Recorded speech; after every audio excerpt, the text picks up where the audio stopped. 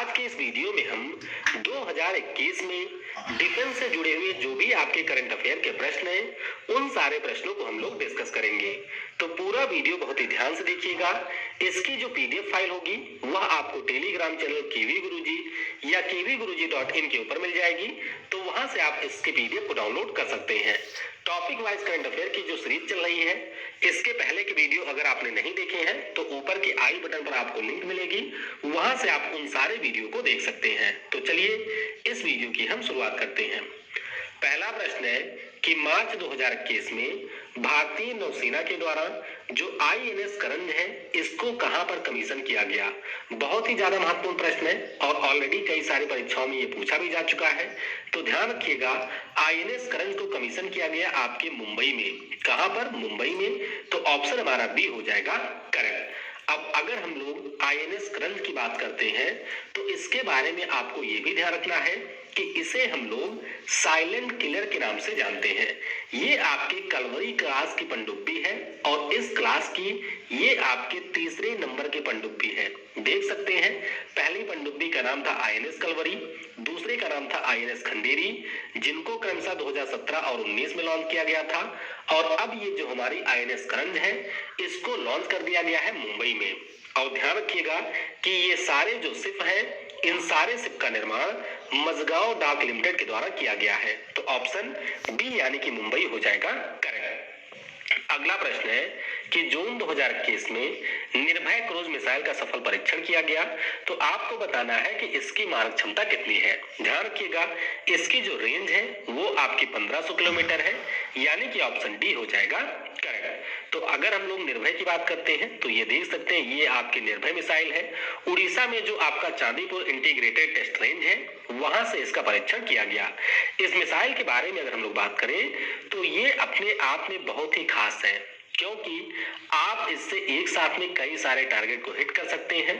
सतह से सतह के ऊपर भी इससे आप लोग मार कर सकते हैं।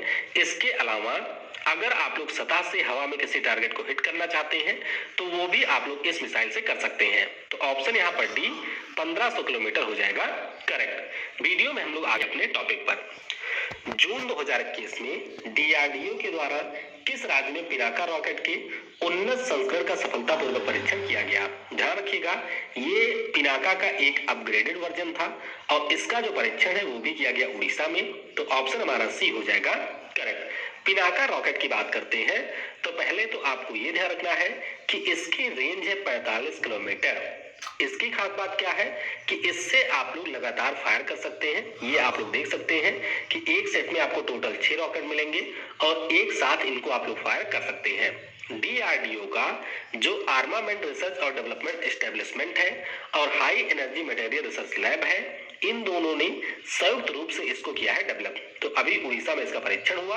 ऑप्शन हमारा सी होगा करेक्ट। अगला प्रश्न जो कि बहुत ही ज्यादा महत्वपूर्ण है कि किस वर्ष तक भारत का जो पहला स्वदेशी एयरक्राफ्ट कैरियर है जिसका नाम है आईएनएस विक्रांत, तो इसको कमीशन किया जाएगा। ध्यान रखिएगा, इसको कमीशन किया जाना है अगले साल यानी कि 2022 में। ऑप्शन हमारा डी हो जाएगा करेक्ट। देखिए, अगर हम लोग अपने भारत की वर्तमान परिदृश्य में बात करें तो हमारे पास सिर्फ एक ही एयरक्राफ्ट कैरियर है और नाम उसका क्या है? तो उसका नाम है आईएनएस विक्रमादित्य। अगर हम लोग यहाँ पर आईएनएस विक्रांत की बात करते हैं तो ध्यान रखिएगा, कोचीन शिपयार्ड लिमिटेड के द्वारा इसका निर्माण किया जा रहा है और हमारे जो रक्षा मंत्री हैं राजनाथ सिंह जी, उन्होंने ये कहा है कि इसे हम लोग अगले साल यानी कि 2022 तक कर देंगे कमीशन। तो ऑप्शन डी होगा करेक्ट। अगला प्रश्न है कि जून 2021 में डीआरडीओ के द्वारा अग्नि प्राइम मिसाइल का परीक्षण किया गया। तो बताइए यह हमारी किस प्रकार की मिसाइल है। तो अग्नि प्राइम की बात करें तो ये आपकी सतह से सतह पर मार कर सकती है। ऑप्शन हमारा ए हो जाएगा करेक्ट, यानी कि सतह से ही आप इसको फायर करते हैं और अगर सरफेस के ऊपर कोई टारगेट है तो उसे आप लोग इससे हिट कर सकते हैं।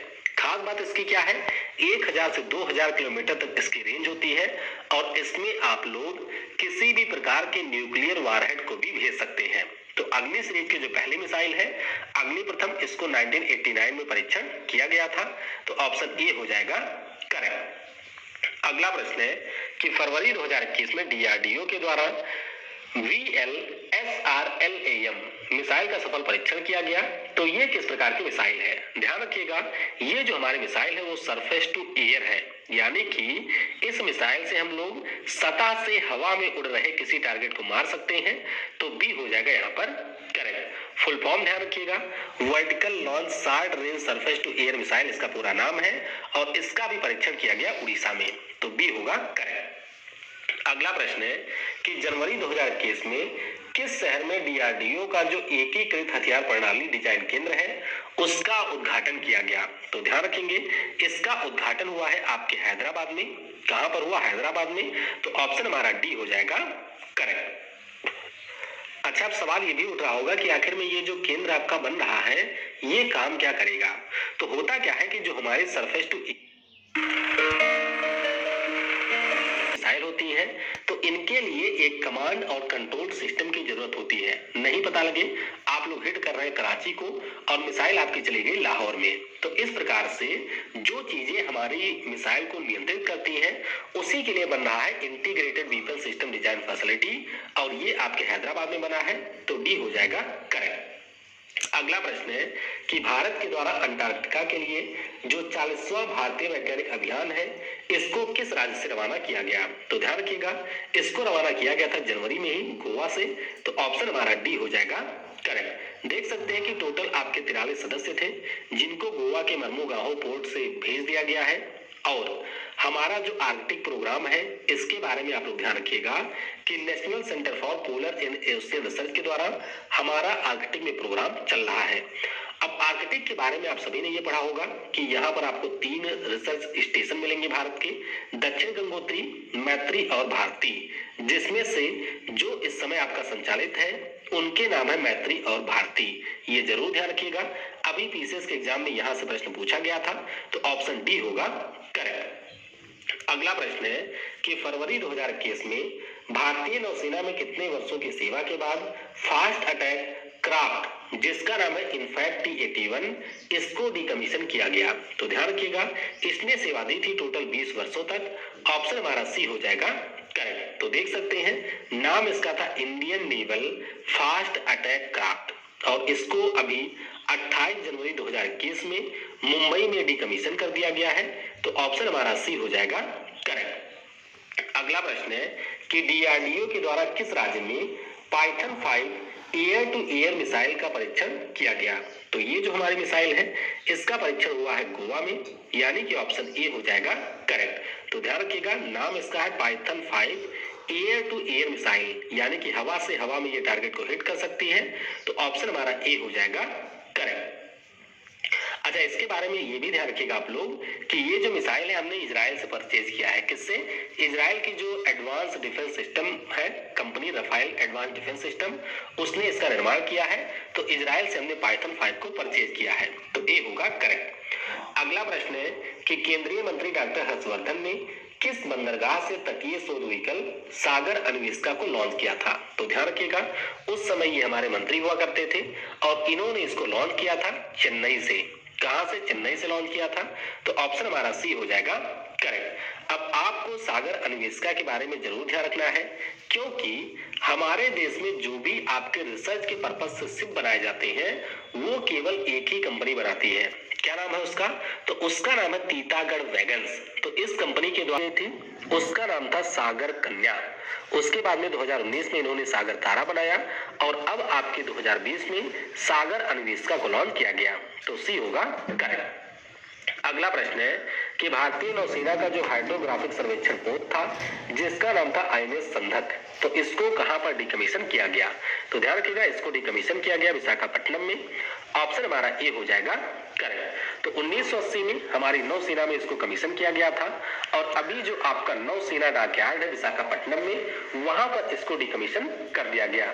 इसके बारे में आप जरा ये भी ध्यान रखेंगे कि जो आपके श्रीलंका का गृह युद्ध हुआ था उसमें भी इन्होंने हिस्सा लिया था और ऑपरेशन पवन के साथ साथ जो बंगाल की खाड़ी में सुनामी आई थी उसमें भी इसने राहत कार्य पहुंचाए थे। समझ गए? नाम इसका क्या है? तो इसका नाम है आईएनएस संधक। ऑप्शन हमारा ए होगा करेक्ट। अगला प्रश्न है कि जनवरी 2021 में डीआरडीओ ने किस राज्य में नौसेना के साथ मिलकर पहले एयर ड्राफ्ट कंटेनर सहायक एनजी का सफल परीक्षण किया है? काफी महत्वपूर्ण है, तो ध्यान रखिएगा, इसका परीक्षण किया गया गोवा से। ऑप्शन हमारा सी हो जाएगा करेक्ट। तो देख सकते हैं कुछ इस प्रकार से सहायक एनजी का निर्माण किया गया है।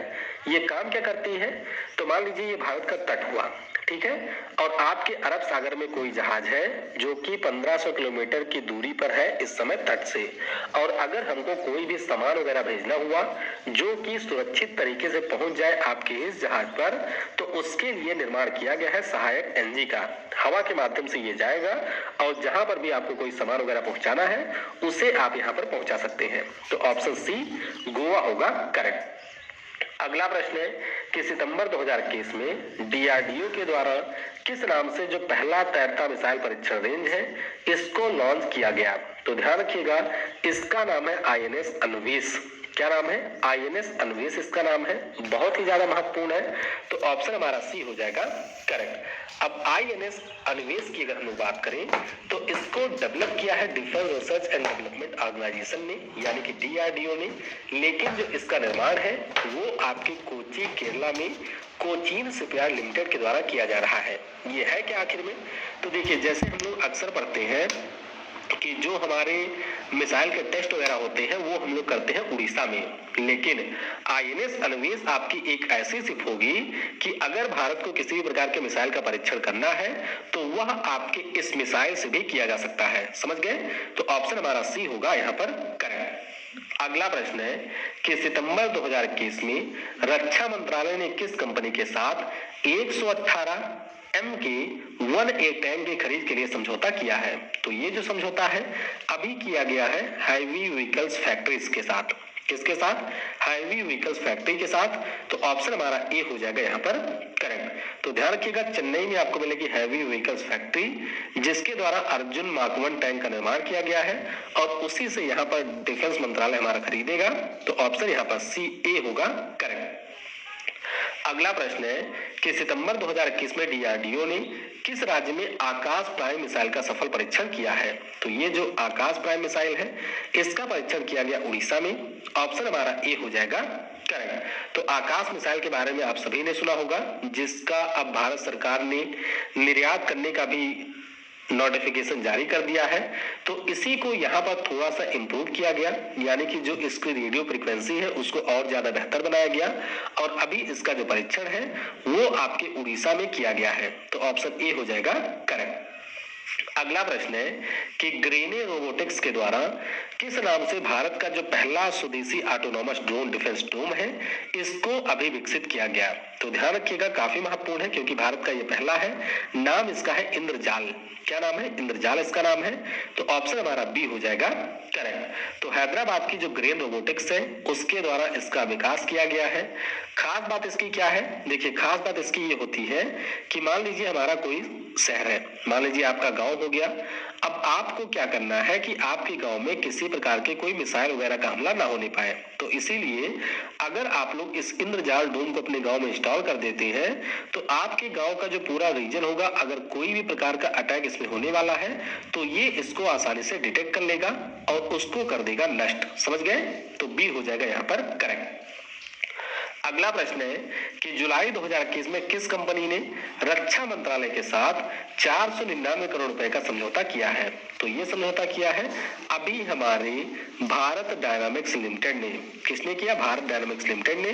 तो ऑप्शन आपका सी हो जाएगा करेक्ट। तो दरअसल जो हमारे देश की आकाश मिसाइल है, इन आकाश मिसाइल का जो निर्माण है वो भारत डायनामिक्स लिमिटेड के द्वारा किया गया है। तो इसीलिए भारत सरकार इन मिसाइल को खरीद रही है इनके साथ में, यानी कि इनके साथ में एक समझौता किया है। तो option C Bharat dynamics limited होगा करेक्ट। अगला प्रश्न जो कि और भी ज्यादा महत्वपूर्ण है कि जुलाई 2021 में भारतीय नौसेना ने किस देश से 10वें पोसाइडन 8I एयरक्राफ्ट को यहाँ पर प्राप्त किया है? तो ध्यान रखिएगा, ये जो एयरक्राफ्ट है इसको हमने अभी लिया है अमेरिका से। ऑप्शन हमारा यहाँ पर सी हो जाएगा करेक्ट। तो अमेरिका की जो बोइंग कंपनी है उसके साथ में हमने समझौता किया था कि हम आपसे कुल 12 पोसाइडन 8I जहाज को यहाँ पर खरीदेंगे। तो अभी भारत ने INS हंसा के ऊपर 10वें पोसाइडन 8I एयरक्राफ्ट को प्राप्त कर लिया है गोवा में। तो ऑप्शन हमारा सी हो जाएगा यहाँ पर करेक्ट। अगला प्रश्न है कि जुलाई 2021 में किस देश ने S-500 मिसाइल डिफेंस सिस्टम का सफल परीक्षण किया है? तो S-400 के बारे में आपने सुना होगा, रसिया का था। तो S-500 जो है ये भी अभी रसिया के द्वारा परीक्षण किया गया है। तो ध्यान रखिएगा, ऑप्शन हमारा यहाँ पर डी हो जाएगा रसिया करेक्ट।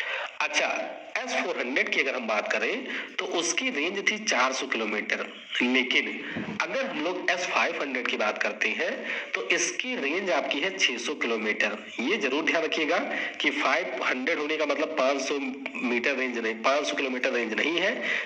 इसकी जो रेंज है वो आपकी 600 किलोमीटर होगी। तो डी हो जाएगा यहाँ पर करेक्ट। अगला प्रश्न है कि जुलाई 2021 में DRDO ने स्वदेशी विकसित MTAT GM मिसाइल का परीक्षण किया। तो बताइए ये किस प्रकार की मिसाइल है? तो भैया इसके बारे में ध्यान रखिएगा कि यह एक एंटी टैंक मिसाइल है। कैसी है? एंटी टैंक मिसाइल है। तो ऑप्शन हमारा डी हो जाएगा यहाँ पर करेक्ट। अब देखिए इसके नाम से ही आप लोग समझ सकते हैं, man portable anti tank guided missile.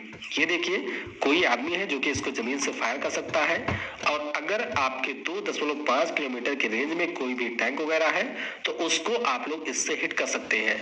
अच्छा, ये एक बहुत ही शानदार कॉन्सेप्ट पर काम करती है जिसे हम लोग कहते हैं फायर एंड फॉरगेट कॉन्सेप्ट। अब इसमें क्या होता है कि मान लीजिए अगर आपने एक बार टारगेट को निशाना बना दिया, तो अगर आपने निशाना बनाने के बाद में मिसाइल को फायर किया तो वो टारगेट अगर आपका इधर उधर मूव भी करने लगा तो भी यह एग्जैक्ट उसी को जाकर के हिट करेगी। समझ गए? तो ऑप्शन डी हो जाएगा करेक्ट। अगला प्रश्न है कि जुलाई 2021 में इसरो ने आकाश न्यू जनरेशन मिसाइल का सफल परीक्षण किया है। तो बताइए इसकी रेंज कितनी है? तो आकाश की जो न्यू जनरेशन वाली मिसाइल है इसकी रेंज है 60 किलोमीटर। कितनी है? 60 किलोमीटर है। तो ऑप्शन ए हो जाएगा करेक्ट। तो देख सकते हैं 2.5 मैक के स्पीड से ये आपके हिट कर सकती है और ये हवा में मार करने में सक्षम है। तो ध्यान रखिएगा ए हो जाएगा यहाँ पर करेक्ट। अगला प्रश्न है कि पाकिस्तान के द्वारा एक परमाणु संपन्न यानी कि जिससे आप लोग न्यूक्लियर वारहेड वगैरह ले जा सकते हैं उस मिसाइल का सफल परीक्षण किया गया। तो बताइए इसकी रेंज कितनी है? तो ध्यान रखिएगा इसकी जो रेंज है वो है 290 किलोमीटर। कितनी है? 290 किलोमीटर। तो ऑप्शन हमारा सी हो जाएगा करेक्ट।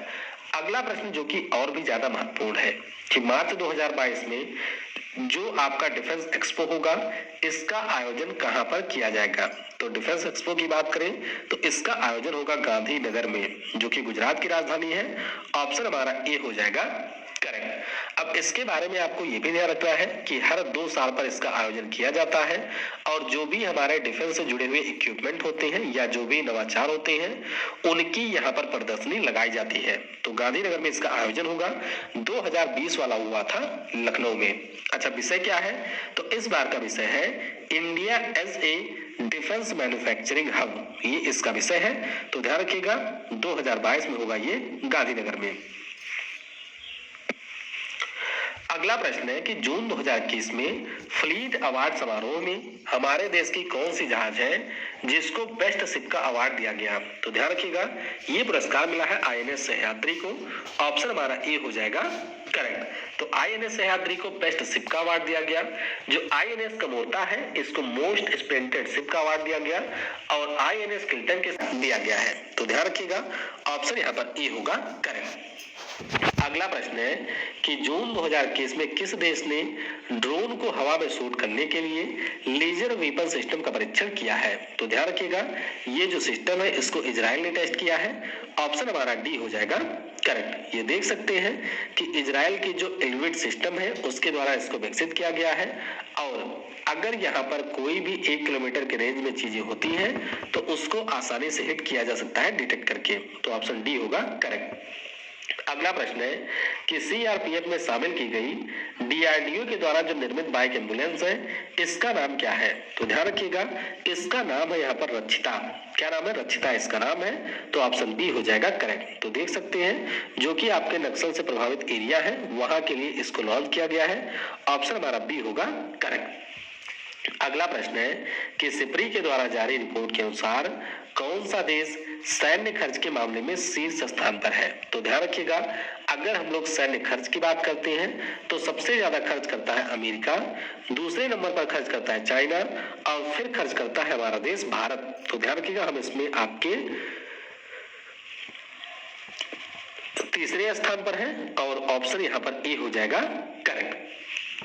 अगला प्रश्न है कि जनवरी 2021 में भारत ने किस देश के साथ 12 सुखोई 30 MKI और 21 मिग-29 लड़ाकू विमानों की खरीद का निर्णय लिया है? तो ये हम खरीद रहे हैं रूस से। किससे? रसिया से खरीदेंगे।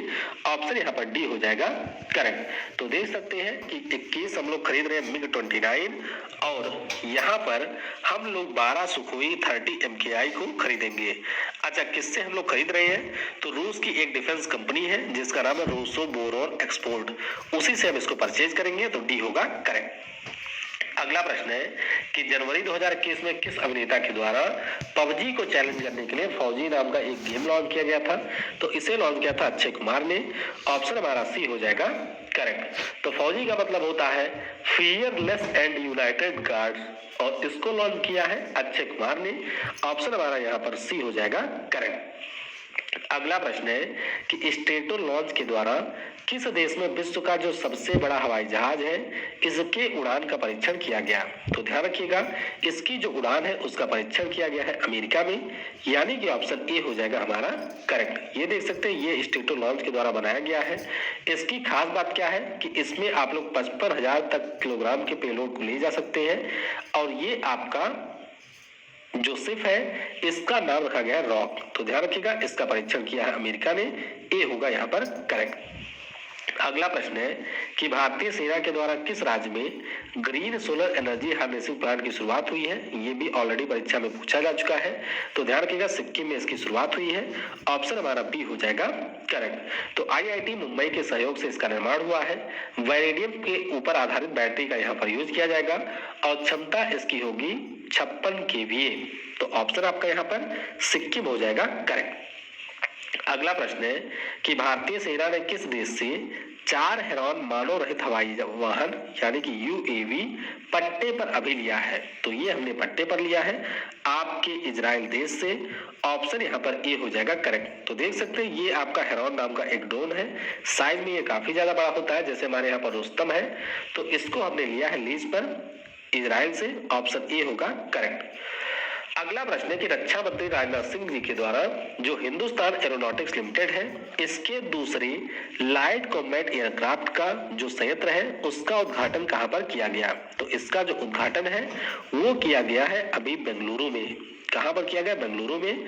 ऑप्शन आपका बी हो जाएगा करेक्ट। दरअसल अभी जब आपके फरवरी महीने में राजनाथ सिंह जी बेंगलुरु के दौरे पर थे तो उसी दौरान इन्होंने एरो इंडिया के दौरान जो second light combat aircraft production line है वहां पर इसका परीक्षण किया और वहां पर इसका उद्घाटन।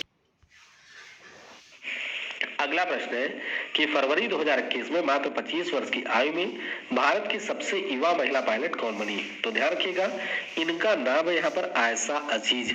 क्या नाम है? आयशा अजीज इनका नाम है और ये आपके जम्मू कश्मीर राज्य से है। तो ऑप्शन सी हो जाएगा करेक्ट। अगला प्रश्न है कि किस पायलट की अगुवाई में भारतीय महिला पायलट टीम ने विश्व का जो सबसे लंबे वायुमार्ग से उड़ान है उसको कर लिया है पूरा? तो इसको पूरा कर लिया है आपके जोया अग्रवाल ने। किसने? जोया अग्रवाल ने पूरा किया। तो ये आप लोग पूरा रूट देख सकते हैं कि जो ये यात्रा है वो शुरू हुई थी सैन फ्रांसिस्को से, ठीक है। उसके बाद में उत्तरी ध्रुव के ऊपर से होते हुए इसने लैंडिंग की है बेंगलुरु में। तो टोटल 16,000 किलोमीटर की इसकी यात्रा रही और जोया अग्रवाल ने इसको लीड किया है। तो ध्यान रखिएगा डी हो जाएगा करेक्ट। अगला प्रश्न है कि मई 2021 में किस महासागर को पार करने वाला मे फ्लावर विश्व का पहला मानव रहित पोत बन गया है? तो ध्यान रखिएगा, इसने पार किया है आपके अटलांटिक महासागर को। तो ऑप्शन ए हो जाएगा करेक्ट। ये देख सकते हैं कि ब्रिटेन से ये चला था और फिर ये आपके पहुंचा था अटलांटिक महासागर को पार करते हुए अमेरिका में। IBM कंपनी ने इसको प्रोमेयर के साथ में मिलकर के बनाया है और ये पूरी तरीके से सोलर पैनल पर आधारित है। तो ए हो जाएगा करेक्ट। अगला प्रश्न है कि जनवरी 2021 में पीएम नरेंद्र मोदी ने कितने राज्यों में लाइट हाउस प्रोजेक्ट की आधारशिला रखी? ये प्रश्न भी ऑलरेडी 2 से 3 परीक्षाओं में पूछा जा चुका है। तो ध्यान रखिएगा, इसकी जो आधारशिला है ये टोटल 6 राज्यों में रखी गई थी। तो ऑप्शन हमारा डी हो जाएगा करेक्ट। अब कहां कहां पर यह बना है देख सकते हैं। देखिए, मध्य प्रदेश का हो गया इंदौर, गुजरात का क्या है तो गुजरात के राजकोट में, तमिलनाडु की राजधानी है चेन्नई, झारखंड की राजधानी है रांची, त्रिपुरा की राजधानी है अगरतला और यूपी की राजधानी है लखनऊ। तो यहाँ पर इसकी आधारशिला रखी गई है। ऑप्शन डी होगा करेक्ट। अगला प्रश्न है कि सितंबर 2021 में किस देश ने रेथियान हाइपरसोनिक हथियार का सफलतापूर्वक परीक्षण किया है? तो इसका जो परीक्षण है वो किया गया है अभी आपके अमेरिका के द्वारा। ऑप्शन हमारा डी हो जाएगा करेक्ट। तो बस आपको ध्यान रखना है कि जिस प्रकार से जरकोन नाम की जो हाइपरसोनिक क्रूज मिसाइल है उसका परीक्षण किया है रसिया ने, उसी प्रकार से अमेरिका के द्वारा रेथियान नाम का जो मिसाइल है उसका परीक्षण किया गया। तो ऑप्शन डी होगा करेक्ट।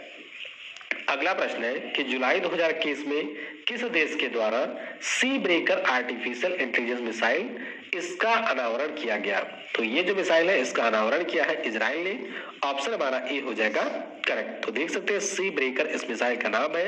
रेंज इसकी है 300 किलोमीटर और ये जो आपकी मिसाइल है वह समुद्र और सतह दोनों पर से किसी भी टारगेट को हिट कर सकती है आसानी से। तो ए होगा यहाँ पर करेक्ट।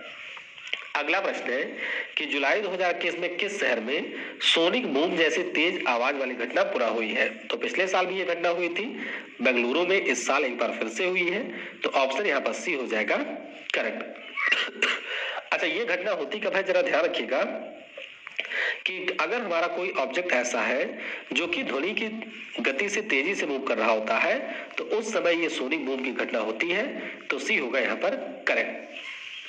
अगला प्रश्न है कि जुलाई 2021 में रूस ने कितनी मारक क्षमता के हाइपरसोनिक क्रूज मिसाइल जरकोन का परीक्षण किया है? तो ये मैंने ऊपर आपको बता दिया कि जरकोन जो है वो रसिया ने बनाया है और इसकी क्षमता है 1000 किलोमीटर। कितनी है? 1000 किलोमीटर।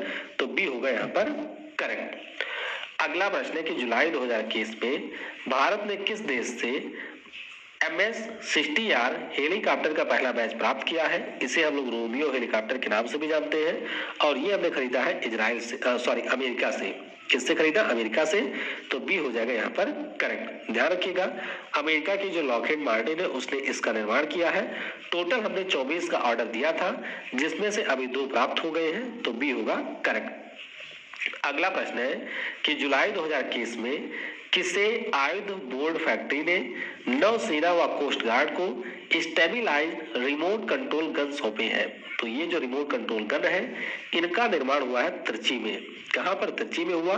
तो ऑप्शन ए हो जाएगा करेक्ट। ध्यान रखिएगा कि हमारी जो आयुध निर्माण बोर्ड है त्रिची वाली उसने इसका निर्माण किया है और ये अभी दिए गए हैं आपके नौसेना को। तो ऑप्शन ए होगा करेक्ट। अगला प्रश्न है कि जुलाई 2021 में किस केंद्रीय मंत्री ने भारतीय सेना का जो स्कीइंग अभियान है RMX-21 इसको हरी झंडी दिखाई है? इसको हरी झंडी दिखाई गई रक्षा मंत्री राजनाथ सिंह जी के द्वारा। ऑप्शन हमारा बी हो जाएगा यहाँ पर करेक्ट। तो इसका जो आयोजन है वो कराकोरम दर्रे से शुरू हुआ और उत्तराखंड के मारली में जाकर के ये समाप्त हुआ। ध्यान रखिएगा, ऑप्शन बी होगा करेक्ट। अगला प्रश्न है कि सितंबर 2021 में भारतीय वायुसेना के नए प्रमुख के रूप में किसे नियुक्त किया गया? बहुत ही ज्यादा महत्वपूर्ण है। तो ध्यान रखिएगा, एयर मार्शल विवेक राम चौधरी अब भारतीय वायुसेना के नए प्रमुख बन गए हैं। तो ऑप्शन हमारा बी हो जाएगा करेक्ट। आप सभी को पता होगा कि RKS भदौरिया साहब हमारे जो थे वो सेवानिवृत्त हो गए हैं, तो उन्हीं के बाद अब बन गए विवेक राम चौधरी। तो बी होगा करेक्ट। अगला प्रश्न है कि अगस्त 2021 में पंकज कुमार सिंह को किस अर्धसैनिक बल के नए महानिदेशक के रूप में नियुक्त किया गया? तो ध्यान रखिएगा, ये हमारे बन गए BSF के।